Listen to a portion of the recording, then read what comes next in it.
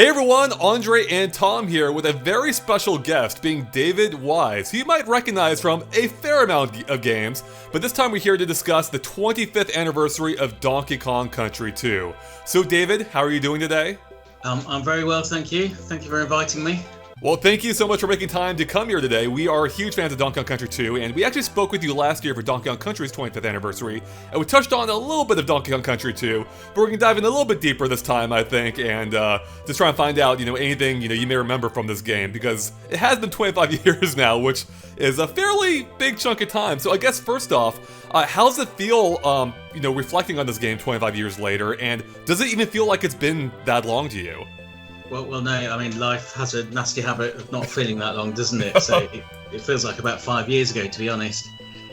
25 years, it's lasted a very long time, which is a great position to be in, but yeah, 25 years. Yeah, it's pretty wild. I think that I would have been around 10 then when the game came out. So this is I've been listening to your music now for for most of my life, which is really saying something. So how does it feel to you, like, hearing from people that have grown up with your music and still listen to it to this day? Like, does that bring you joy to hear, or what's that feel like? It's particularly, I mean, it's almost surreal, to be honest, but it's very nice to hear. Obviously it would be terrible if it wasn't that way, but it's very nice that it is. Mm-hmm. So one of the big things that separates, I think, Donkey Kong Country 2 from Donkey Kong Country 1 is just the pirate theme. The fact that there is a pirate theme, and the game really leans into that. The enemies, are all pirate-based. The music definitely evokes that. So I was curious what your mindset was going into this. Like, when you heard about the pirate theme, were you surprised by that? And how did that influence the musical direction? Like, where do you even start in making something sound like, I guess, a seafaring, something of a seafaring sort? So pirates, really, I mean, it didn't really bother me what the game was going to be about, as long as it had an interesting theme. Unfortunately, pirates bring up lots of interesting themes to play with. So how do you make it sort of sea-weary, I suppose? Right. Sea shanties, really. It sort of takes a big cue from sea shanties, and also I think some of the Russian composers sound very nautical in a seafaring way. Mm-hmm. And so there are lots of cues from people like Prokofiev and Tchaikovsky. Gotcha. Yeah, in looking back, it's actually pretty fitting that the end of Donkey Kong Country ended on was basically a pirate ship, and with your song Gangplank Galleon, which I believe was reused, or not reused, was updated for Donkey Kong Country 2 as Snaky's Chanty, or Snaky Chanties, I should say. So I was curious how, for you, did you consider reusing anything else from Donkey Kong Country 1 and updating for Donkey Kong Country 2? Or what was that process like in general, in going from what was more of a natural setting to this now, I guess, a little bit more, I won't say industrial, but a little bit more of a progression in terms of development when it came to what the Kremlings were up to?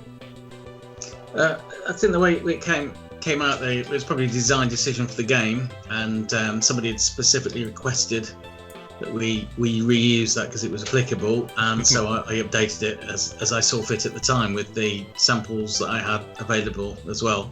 It just needed to be a little bit more upbeat. I think we managed to do that and reuse it for a boss tune.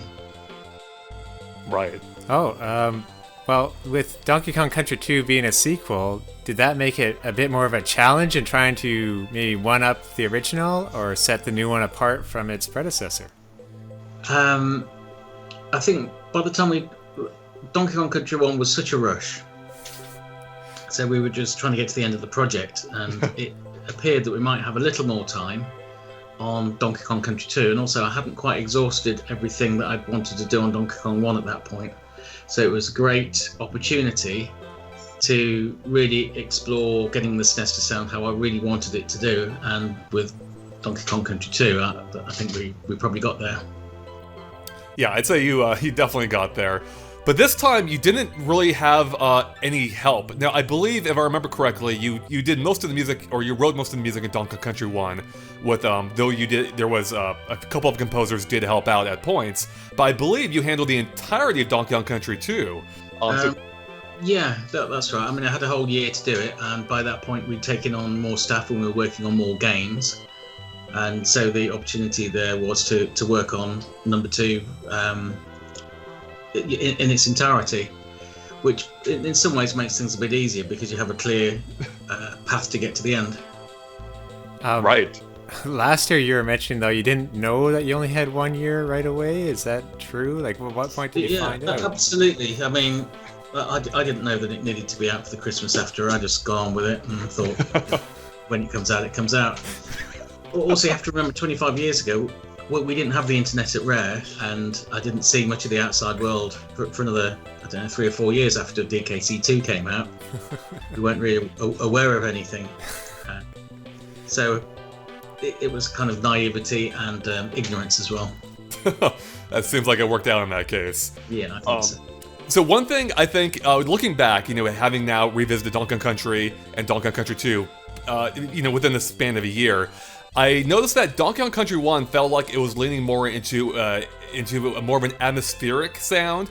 And there was definitely a clear melody oftentimes, but I feel like DKC2 went even more in that direction while still retaining the atmospheric sounds of the first game, such as how in some of the ship stages you can hear like the sounds of a flag waving, or with Wrinkly's theme you can hear school bells chiming. But I was wondering if that was a purposeful direction for you, in which you wanted to make the music a little bit more melodic and perhaps maybe upbeat compared to some of the more subdued sounds of the first game. I think that falls into line really again with the fact that we had a bit more memory to play with, and the tools had been developed a little more. And so I knew what I could do with the music. I was quite confident of using the tools at that point. It gave a few more opportunities to fill out the music a little more. And also, if you listen to, I think, it's one of the swamp levels that's in there. And so rather than having separate sounds for the atmospheric stuff, I've stuck them into the actual rhythm of the tracks, and it forms the basis of the background rhythms and things like that, for lack of a better way of saying it. So I've integrated it into the music rather than just being separate and then doing the music. Got it. And just real quick too, like back then, you kind of have to push the Super Nintendo to its limits. Like, you're not just making music; you have to make sure it runs on the Super Nintendo. Would you often kind of work your way up to that limit, or would you kind of reach the limit and pull back, you would say, while composing music? I think that there was always an initial sketch. I still work that way now, so I know where I want to get to, and then I'll just, especially with the SNES, we just stretched every last bite out of the system to make sure we could.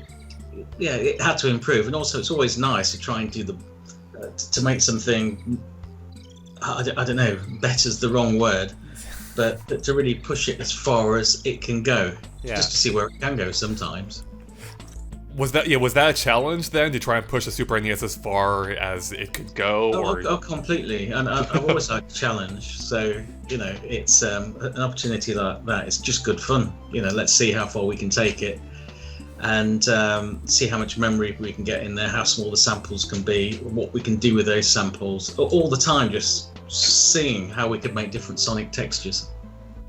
This actually might be a really good time to bring up. Have you heard of the? There's this fan restoration project where they're taking the music from Donkey Kong Country and I think I don't know if I guess they're replacing the samples with higher quality ones. I was wondering if you're familiar with that, or what you thought of that. I'm familiar with it, and it's a bit of a misnomer, to be completely honest, because the whole palette was short little waves that we're taking, and because of the way the Super NES synthesizers or upgrades from a 4-bit to a 16-bit sample, it's got a certain warmth and a certain kind of sound to it. And having got those samples in that format, that's what I worked with. That was my palette to work with all the time. So there never was, and never did exist, any better samples. I just took samples that I could use and then wrote with the samples and that palette.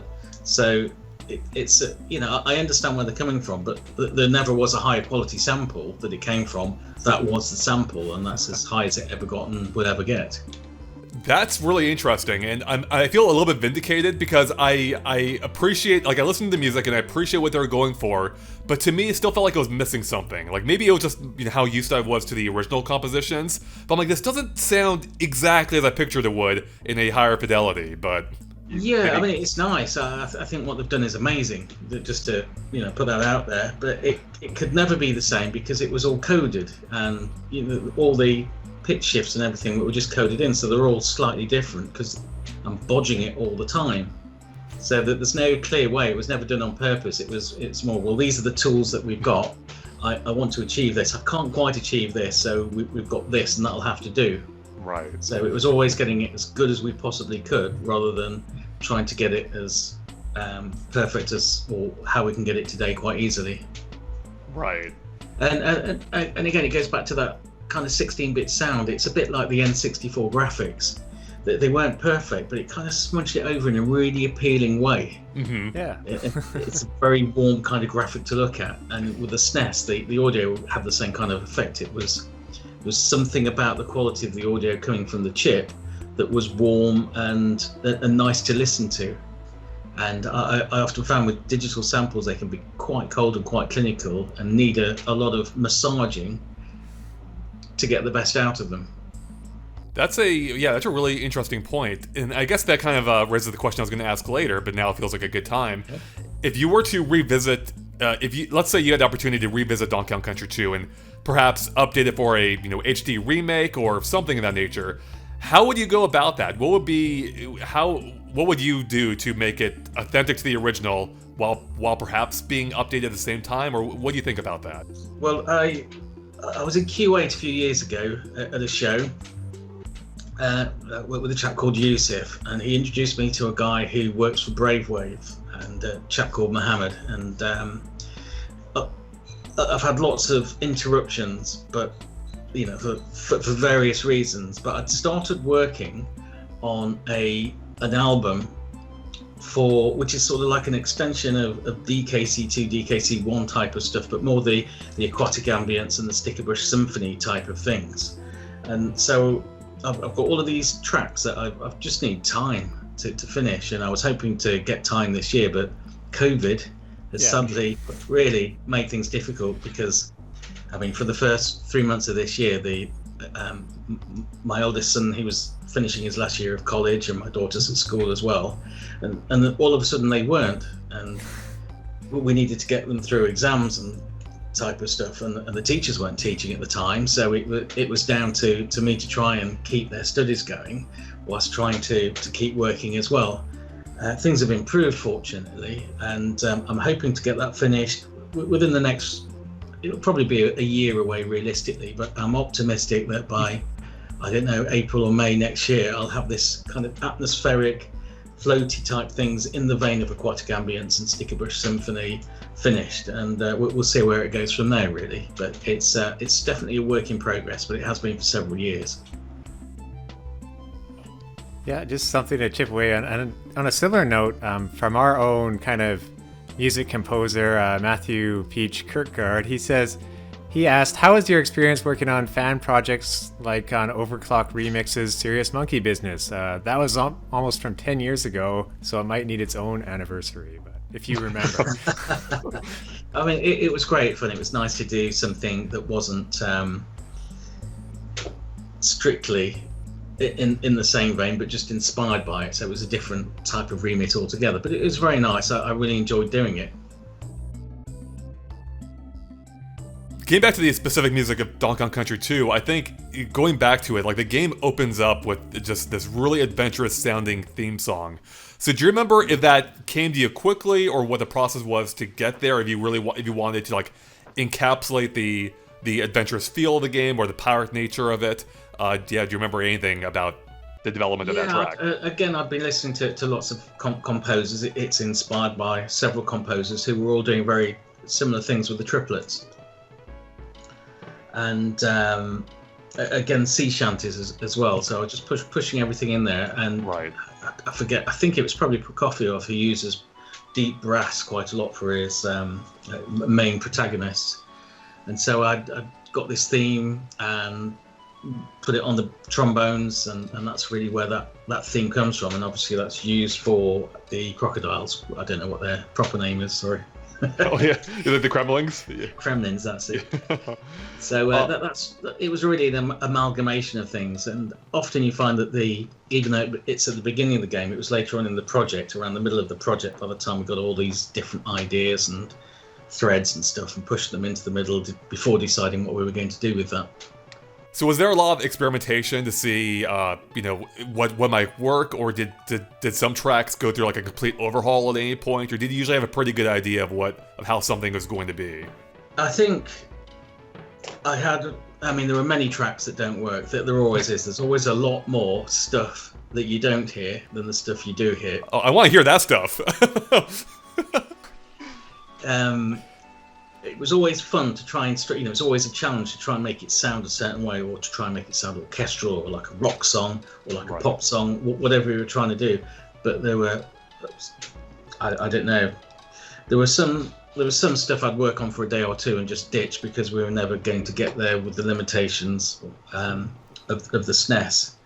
So it was finding out what would work on the SNES and then going with that and trying to make a good job of it as possible. But there were certainly so many styles of stuff that wouldn't quite work because we'd need a lot more memory. It was just finding out what would really resonate and sit well with the 64K and the method of playback as well. So that's really, on that note though, with the soundtrack having, I guess, 29 songs and maybe there being more in the game, like over 1 year, that would mean you'd have to finish a song like every 12 days. Would you work on a handful of songs at a time, or were they all in progress to the very end?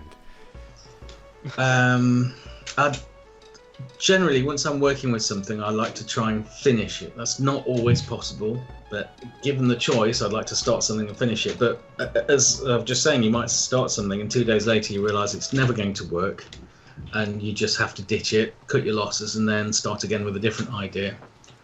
So yeah, 12 days, and again there were long days as well. You generally find, whether you're doing graphics or music or design, that your days are probably longer than 8 hours a day. I have no doubt. Well, and kind of maybe to that point, if I remember correctly, the game had, I think, a variant on either both maybe the death music as well as the victory music when you beat a stage, depending on the stage theme. Do you remember if that was your idea? If you just wanted to give yourself even more work to modify this track for each stage, or how exactly that process? To be honest, it was probably the artistic director Tim who was running Rare. I'm pretty sure he asked for each ending to be specific for the level, so we took the main kind of idea of the tune, or the thread of the tune, and rearranged it for each one, and that came later on in the day, really. I see, okay. But there was, with both DKC1 and DKC2, I was working on that game until they pulled me off it. Right. Now, a few moments ago you mentioned, exploring different ideas for tracks, like having a rock theme, and to that point, Dixie actually uses a guitar in this game every time you beat a level, whereas Diddy puts a boombox on his shoulder instead. So did you have any say in that, like in Dixie being a guitar player, and if not, would you have wanted her to play a different instrument?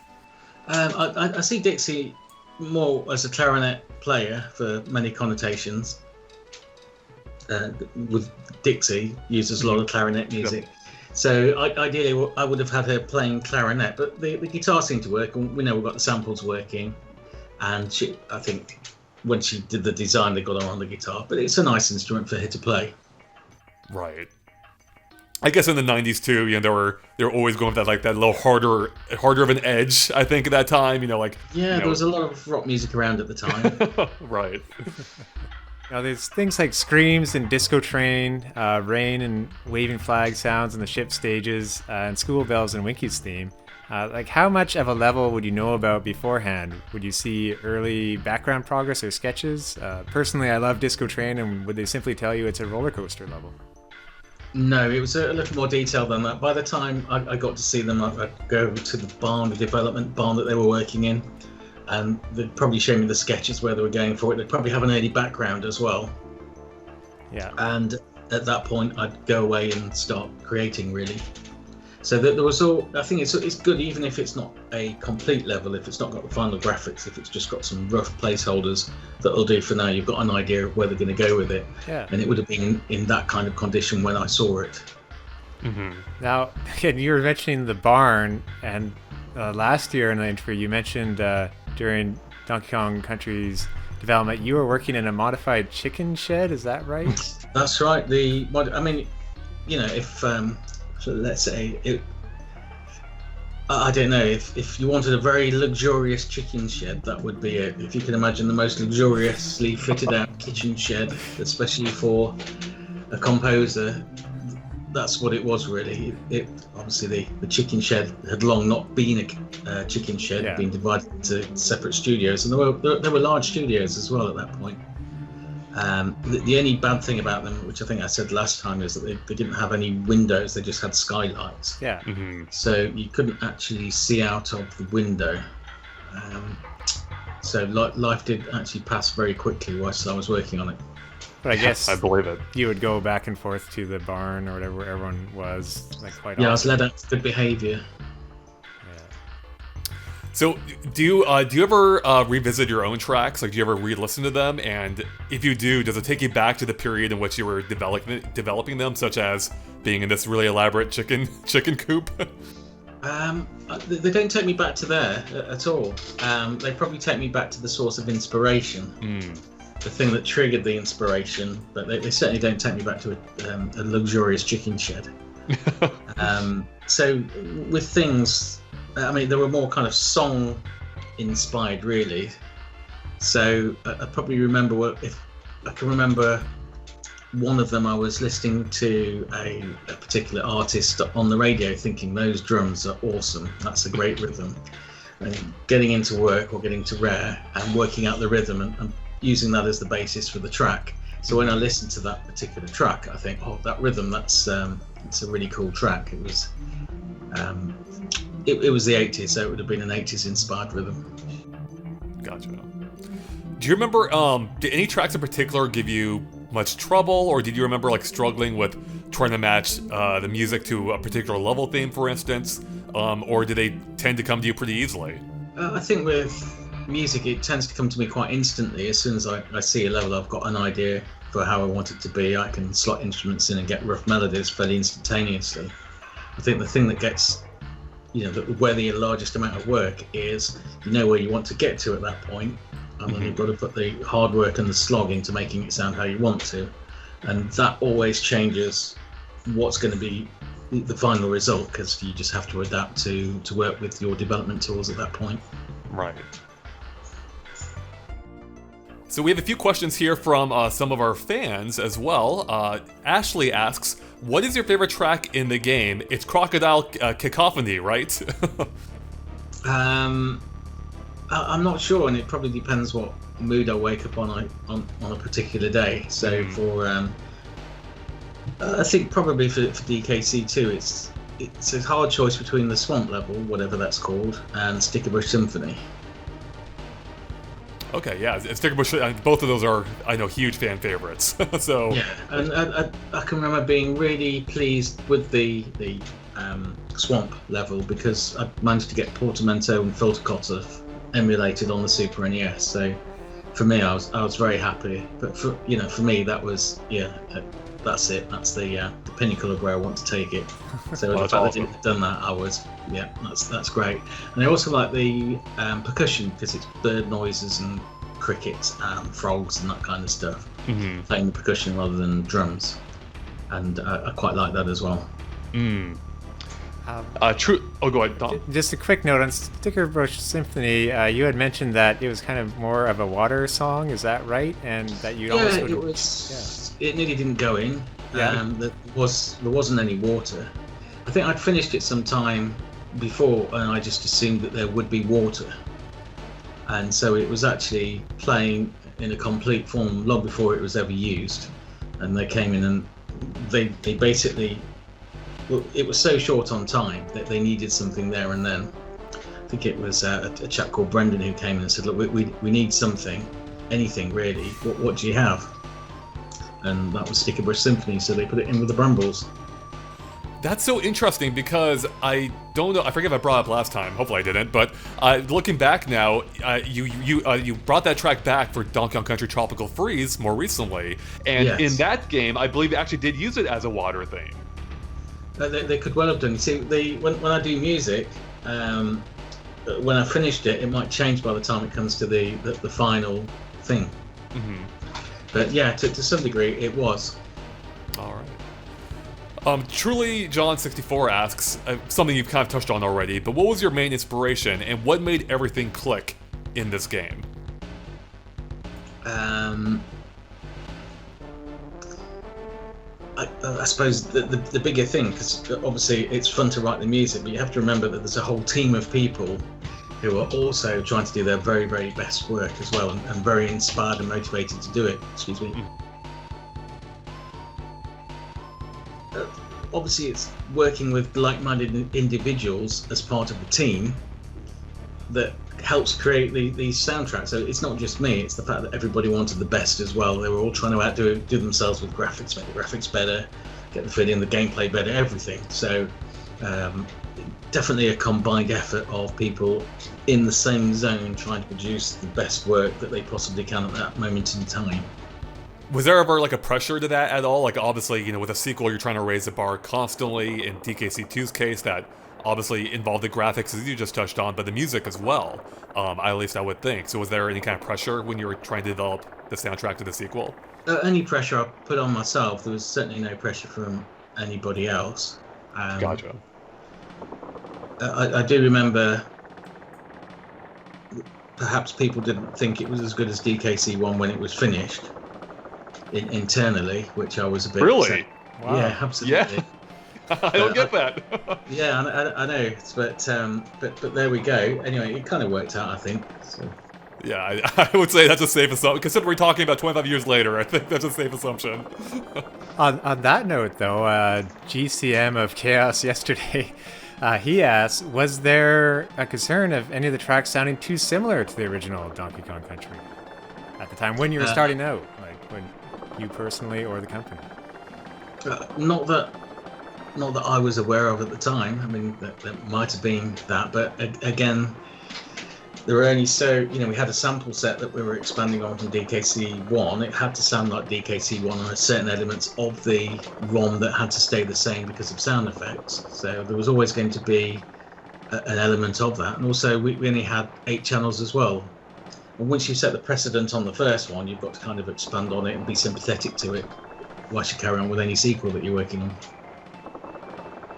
Got it. But with anything, with any artist, you need to do something new, but it needs to sound like you. Otherwise, there's not really much point in doing it. So the things that people want, you have to really satisfy those as well. So it's a bit of a balancing act.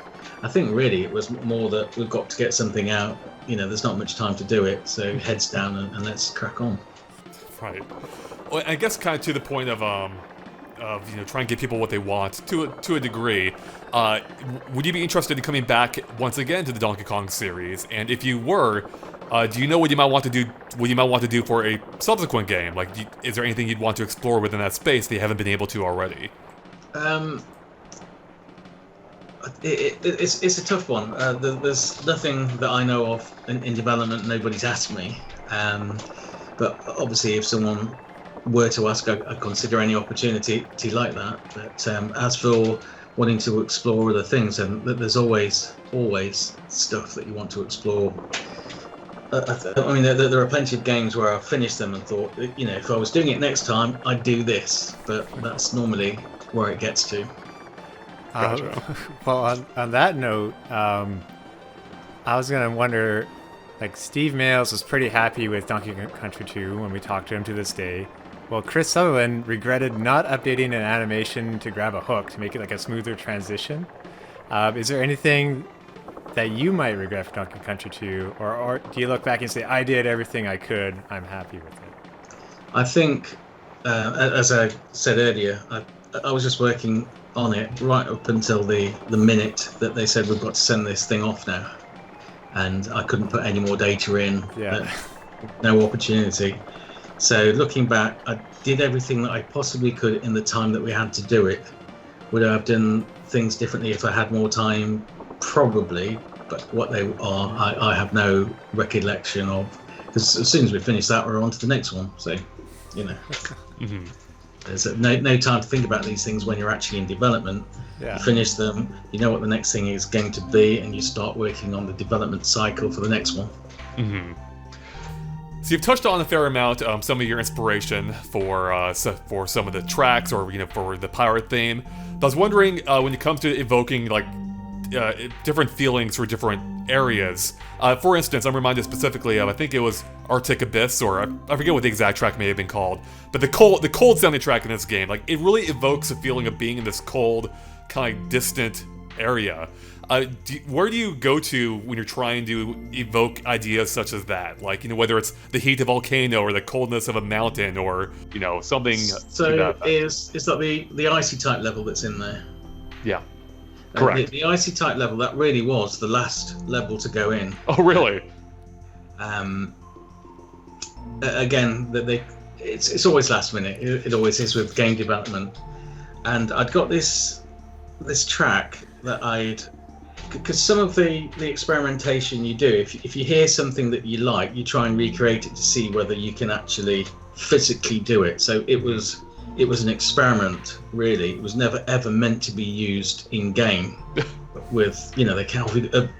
Have you got anything? I think it was probably finished within 2 days. So I'd taken my experiment, tried to change it as much as possible, whilst retaining the inspiration. I was just doing it to see whether it would actually work and do it, and how much the SNES could emulate things. That was certainly a lot of the motivation behind some of the songs. And so that particular one was an experiment, really. It was never really meant to be used in game, if I'm completely honest. And the fact that they needed it ASAP just meant I had to dust it off and do as much with it as I could within a 2-day limit. Jeez. Well, I'm glad you did, because that track has always stood out to me as just being this really atmospheric and immersive sounding, and it really enhanced the whole level feel of the game. So I appreciate that it made it in. From a technical point of view, there's a big hand clap with reverb on. Right. Oh, that's what that was. Yeah. And if you'd have done a hand clap with reverb on, it would have taken, 200 times the memory that the SNES had. Jeez. So to actually get it down to the buzz that we use for the reverb, and then to emulate the reverb, I was, from a nerdy technical point of view, really nerdy, but I was really pleased that we'd managed to create something to give it that effect, because it really should have been a huge whopper of a sample, and the fact that we got it down to quite a reasonable size, I was quite pleased with that. That's impressive.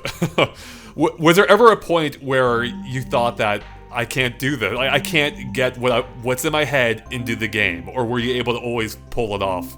As I said earlier, I'd always have a good go at doing it, but there was clearly, because of the 64K compromise, you just couldn't do it with everything. So right.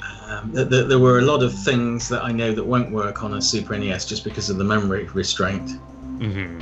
And so you just had to do, again, the best with what you had. And again, it was a bit more of a challenge on DKC2, because we did have to keep the legacy of DKC1 in there as well. From a technical point of view, we had a stack on the Super NES, so we had an extra 20K memory that we could swap in and out if we needed to. Oh, wow. But that slowed the load in the level down, so it was something we used very rarely. We try and keep it down to a 5K float. Gotcha. Real quick, I forget, were you responsible for adapting these same tracks for any of the ports of the game, whether it was Donkey Kong Land 2 or Donkey Kong Country 2 on the Game Boy Advance? DKC2, that was Grant's first job at Rare. Oh, wow. Absolutely. So, and he was in another chicken shed as well. And of course. In fact, no, I think I was probably in a cow shed, and what was it? I don't know. And Grant was probably in the chicken shed. So there were definitely farm. Anyway, I digress. Grant's in the chicken shed, so I went over to explain to him this hex code that I've been using for years at this point, and I think it's really easy. But for anybody who's never used it before, of course, it's really, really hard. I'm sure. And I didn't know at the time, but Grant would phone Robin, because Robin was his way in. Robin was already working there, and Robin had known Grant for several years, school friends really. And he phoned Robin up and said, "Oh, you know, I'm pretty sure that I can't do this. You're going to have to find somebody else."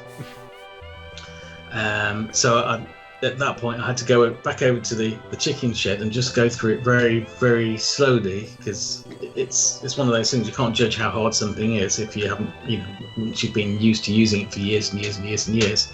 Anyway, a few more hours with Grant, he soon picked it up and he knocked that one out of the park.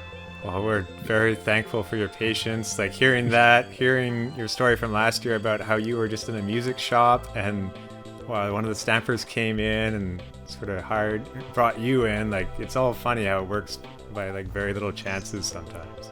I think a lot of life is like that, for good and for bad. Little changes. I'm sure we all look back with things that we'd have done quite differently given the opportunity.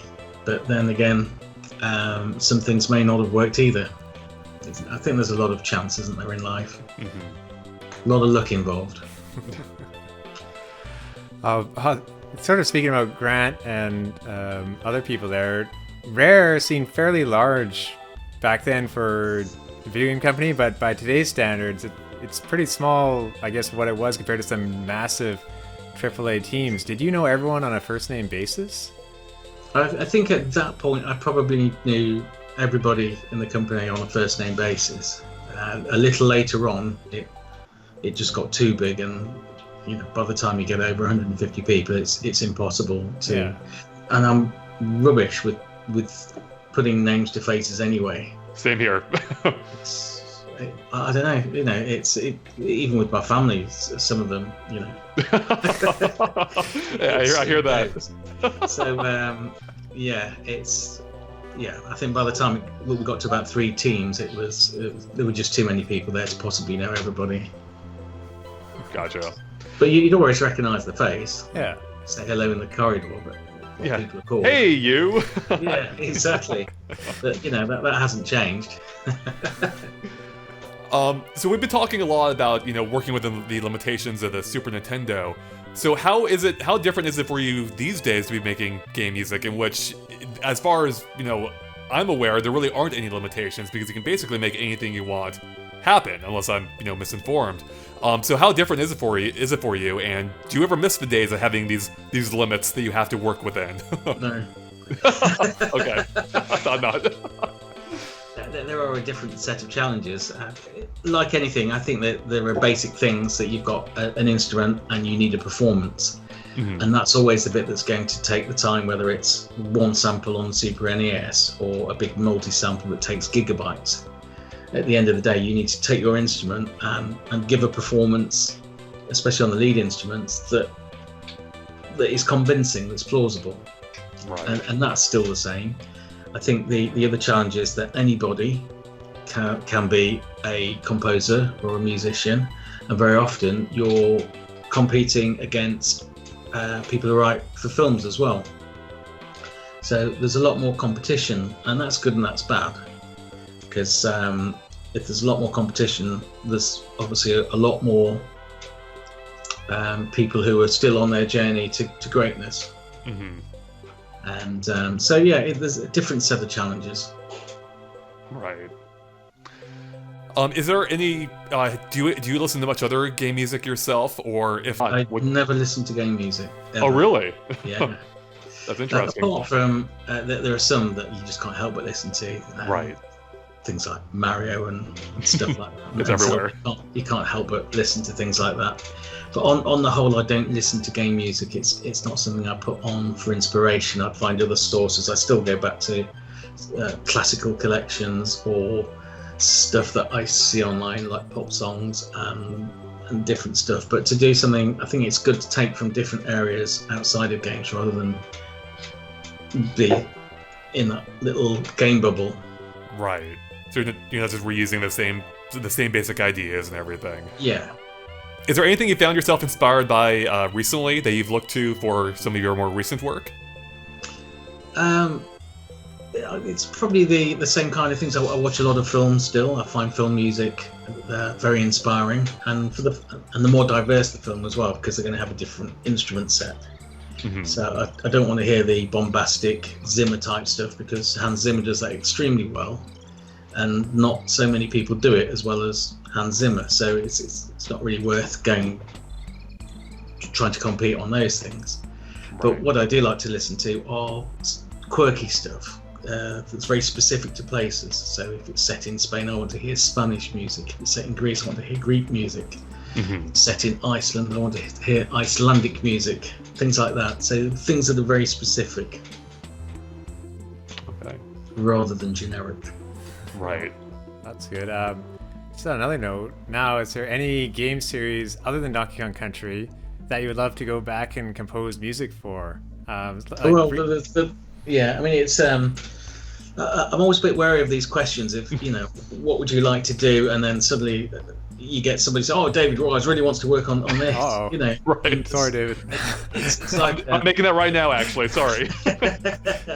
It's bad journalism, really, because any composer will say that if you offered them an interesting project, would they want to do it? Well, of course they would. That's what gets composers excited. You could ask the graphic designer, if you wanted to work on this game, would you really like to? And if it's a great game or something that you're really passionate about, of course you would love to, but there's it doesn't ever work out like that. I think these things are more by design or chance, but to actually give an answer, I'd really love to work on this, is it's a bit of a loose question, really, because obviously if it's a good game, anybody would want to work on it.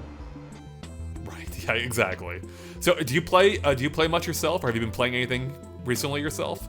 I have games like Spyro the Dragon, the trilogy, that are still in the wrapper, that I was going to play about 18 months ago or whenever it came out, and still, sadly, haven't had chance to play, because there's a list of stuff that I need to get through still, and so I'm sure I'll never play it, but it would be nice to think that one day I'll get time to play it. Hey, I hear that. I run a gaming YouTube channel, and I barely have time to play games, so I get it. Which is a shame, because there are some great games out there, and I would just love to spend time playing them. But if I found before, when I was in the early days of Rare, I started playing Zelda, and I was hooked, line and sinker, and didn't do anything. And you're on contract normally. Right. So if you're on contract and you're playing games, you're not getting paid, you're not putting food on the table, so it's a slippery slope.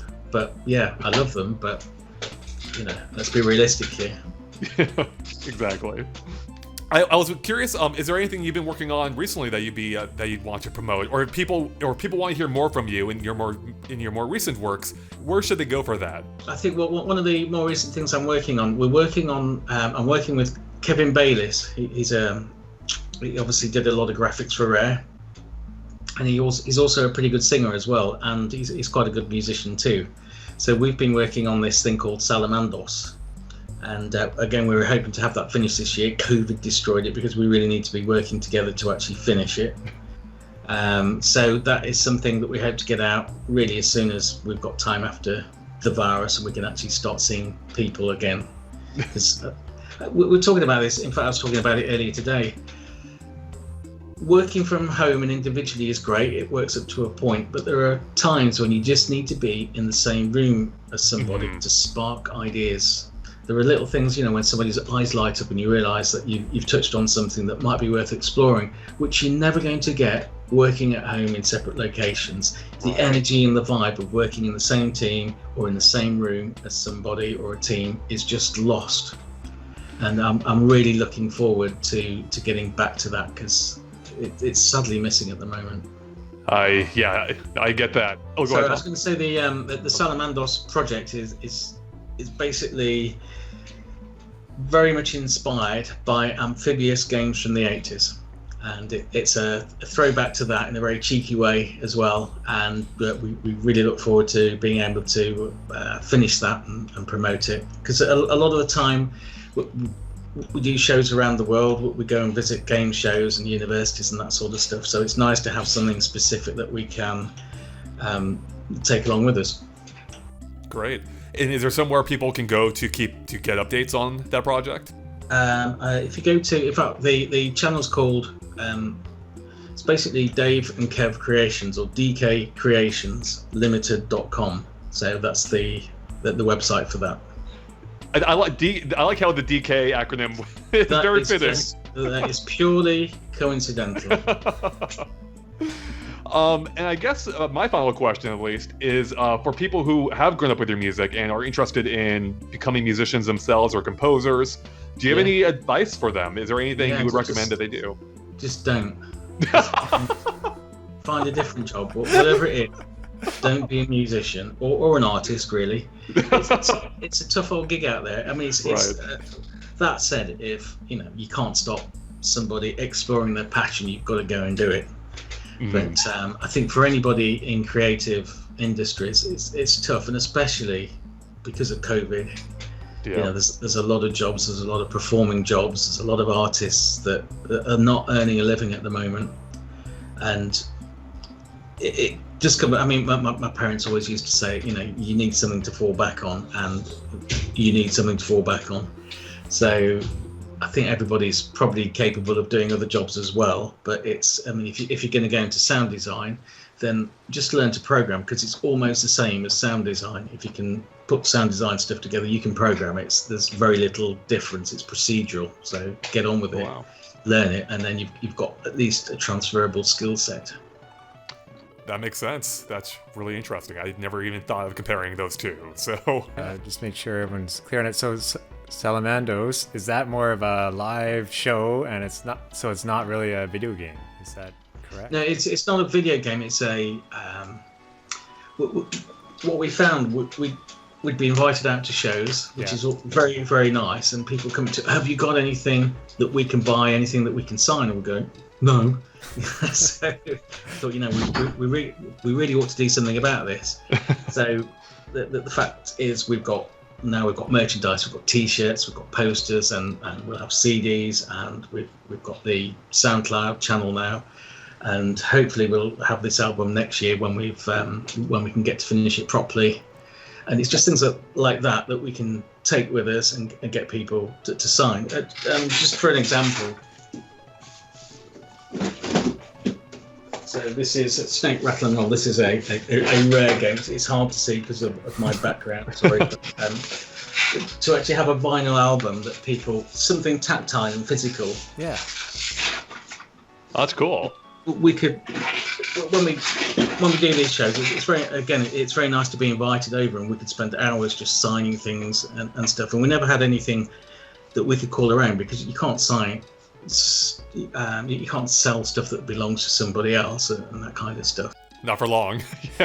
Well, yeah, not without being put in jail. So we thought it was about time we had our own IP, and it's just a fun kind of quirky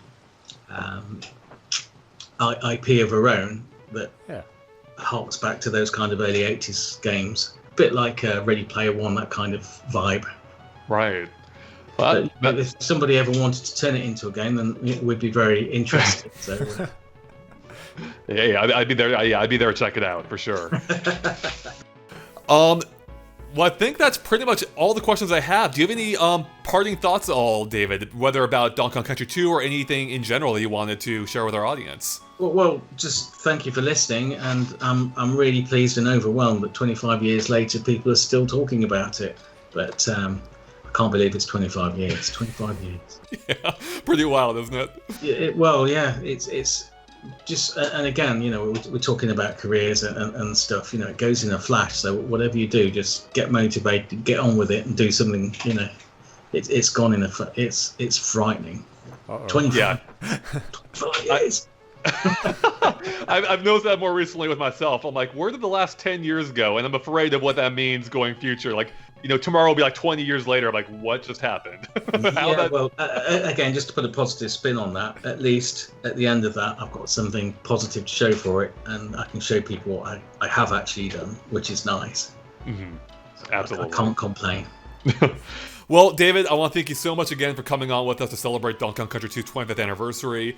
It's been a pleasure speaking with you about the game. As I said, we're both huge fans growing up. We still revisit it to this day. Oh, brilliant. And I think it was just like it's still just to show like how relevant it still is. It was trending on Twitter just a couple weeks ago because Nintendo added it to the Nintendo Switch Online app. So it's just really cool to be able to see all these people either re-experiencing it or playing it for the first time and being able to appreciate what Tom and I grew up with all those years ago. So, anyways, yeah. Well, thank you again for making time for us, and good luck on everything else you're working on. We'll be sure to keep up with your DK project that you're working on. So yes, no, the DK Creations. DK Creations, that's right.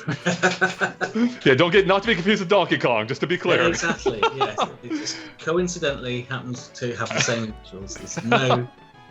Anyway, So hopefully at some point when we've finished or got these projects in a more complete state and they're ready to come out, perhaps we'll talk again. All right, perfect. Well, thanks again, David, and thanks to all of you for watching our retrospective on Donkey Kong Country 2's 25th anniversary. With that, we'll catch you later. Bye, everyone. Thank you very much. Goodbye now.